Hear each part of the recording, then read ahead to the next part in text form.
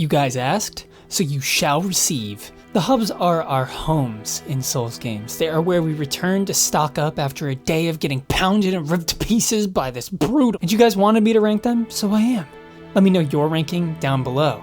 Remember, this is just my list, not the right list. Now let's get it on like Donkey Kong with number 7, Dilapidated Temple. While Sekiro may have landed last on this one, the Dilapidated Temple is by no means a complete dud. It actually has a lot of charm to it.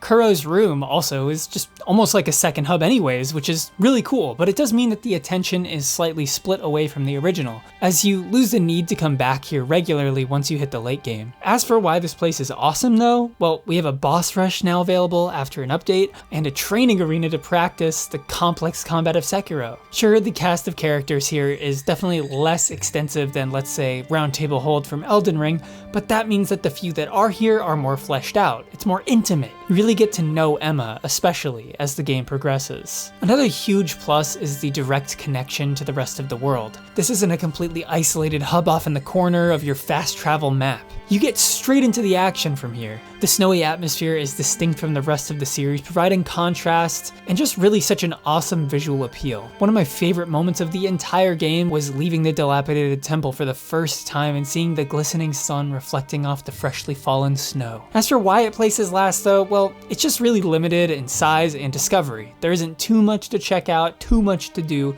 and the atmosphere isn't quite as compelling as those higher on the list. Number 6, the Nexus. Now this is the hub that I know the least about. I only just played Demon's Souls for the first time and I in no way fully explored the game. I didn't do any NPC quest lines, but I did take my time in the world. With that said, this hub has one of the coolest atmospheres in the entire series, especially when the organ music kicked in near the end game. It had such a consequential final aura to it, where everything felt larger than life.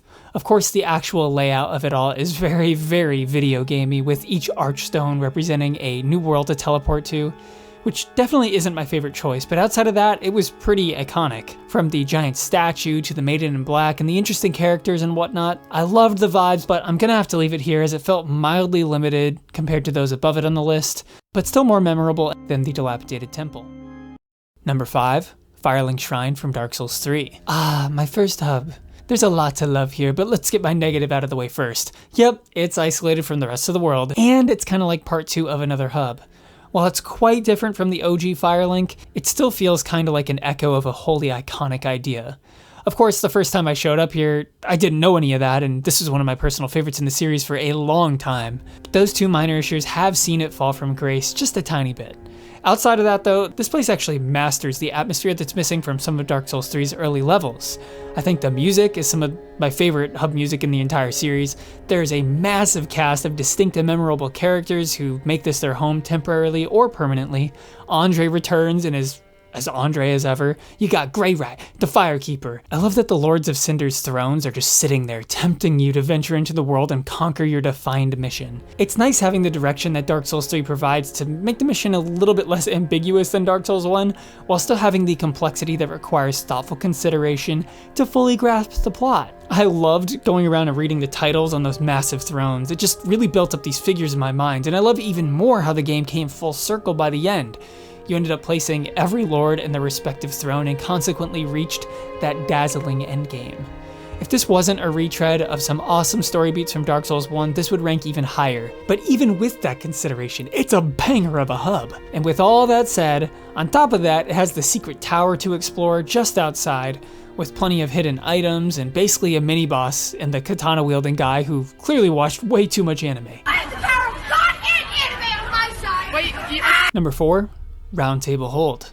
And next we have Elden Ring with the Round Table Hold, and this one's a little bit of a mixed bag, because while it also is completely isolated in no man's land down in the bottom corner of the map, it's filled to the brim with content secrets, fun encounters, and changes to the environment. As you set the Erd Tree ablaze, the Round Table Hold will similarly set alight. You might get spontaneously invaded by the edgiest Souls NPC of all time, or witness the most disgusting NPC of all time in his natural habitat. I love how many rooms there are to explore here, and the NPCs struck me as a bit more memorable than the average in the series.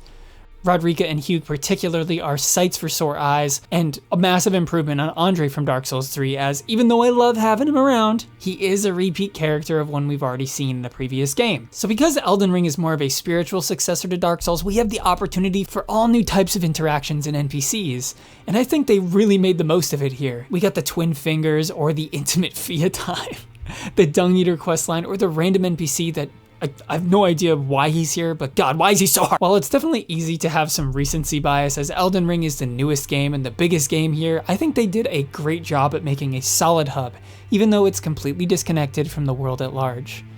Now, before we get to my top 3, I want to remind you guys that 92% of you aren't subscribed. I haven't taken any sponsorship deals for this channel because I haven't believed in any of the services or products, so this section is sponsored by me, and I'm asking you to drop a like if you liked the video, let me know down below if you did, and subscribe for more Soulsy goodness.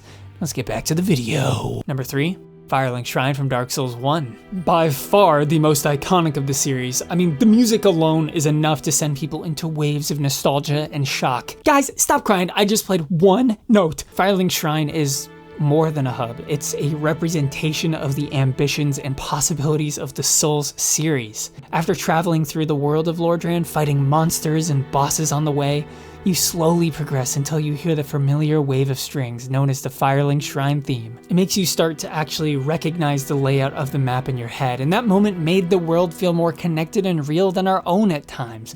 And it's why people have such fond memories of it. It's got direct connections to just about every part of the Dark Souls 1 world, from the catacombs to the Undead Burg to the New Londo ruins, even Blighttown with the Master Key, and kind of Kiln of the First Flame as well. It is a little sparse on the upgrades and colorful characters in comparison to something like Dark Souls 3 or Round Table Hold, but it makes up for it in spades by providing such a cornerstone of the design philosophy of Dark Souls. It's too bad they kind of abandoned this for pretty much every future title, but it does stand in the face of a lot of the tropes of modern gaming as an ode to dedicated fans and completionists.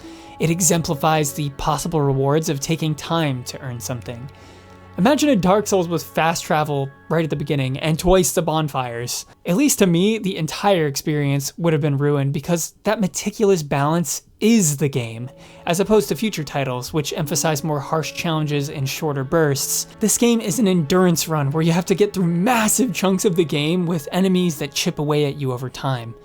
This is contrasted by something like Elden Ring, which has huge bursts of difficulty spikes that have one-shotting enemies, but a checkpoint after every few of them. One isn't necessarily better or worse than the other, but at the core of Dark Souls 1 is Firelink Shrine and their decision to play the long game, and I respect them wholeheartedly for it, even though it's not my personal favorite hub of the series. Oh, and we got birdie time. I totally forgot about that. Whee! Number 2.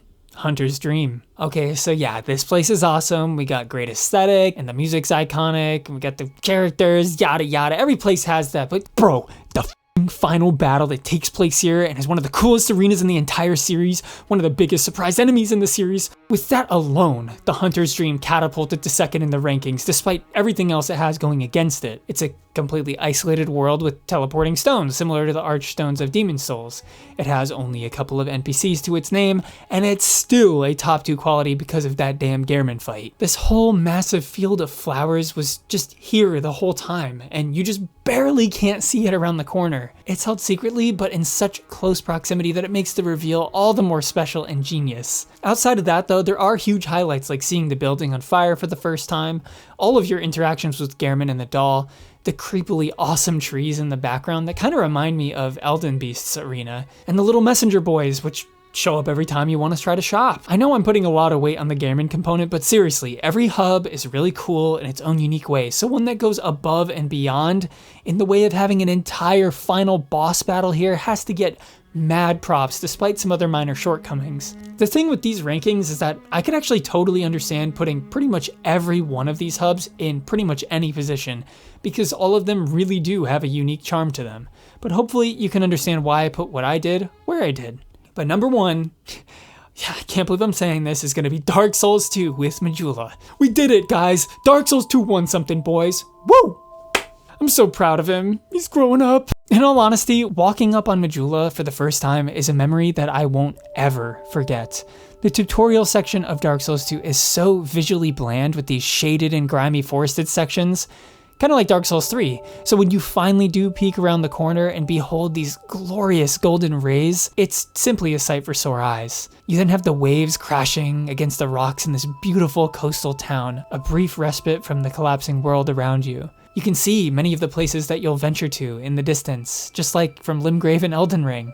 There are branching paths down a huge hole with Ladder Larry to help you down, Hyde's Tower of Flame, and more. And you got a cat! Need I say more? There are so many characters that come back here that you collect from your journey. You got the Emerald Herald, so many amazing views, so many paths, and the best hub music in the entire series. Honestly, this track is one of the top tracks for me in all of Soulsborne. Majula had me more excited for the rest of the game than any other hub in the series, and for that, I have to give it massive credit. Oh, and the pigs!